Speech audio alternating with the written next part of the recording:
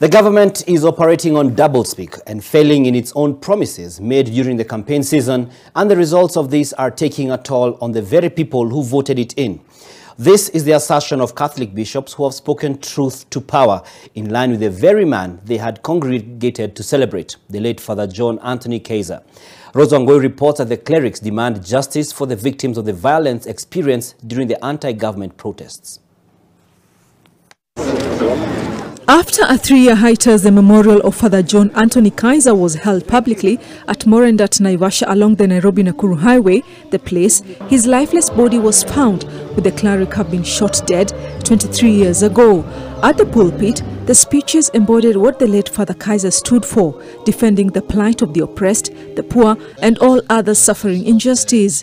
Na kabla haki haijapatikana hatuwezi kutulia.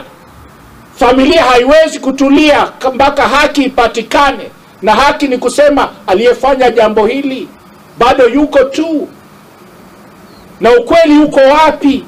Take it upon ourselves to remember a lengthy list of brave Kenyans who spent their lives fighting for justice, respect of the rights of the poor and underprivileged Kenyans, hence brutally killed for their convictions.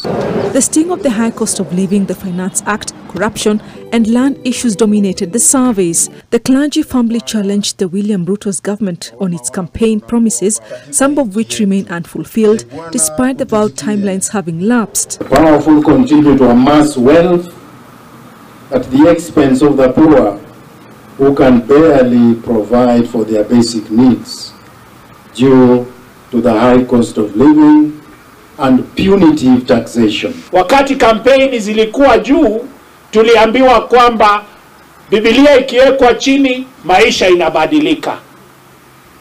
Zaidi ya miezi kadhaa Biblia imewekwa chini, maisha sijui kama imebadilika kwako, sijui kama umepata kazi, sijui kama wewe ni hustler bado ama wewe ni mdosi.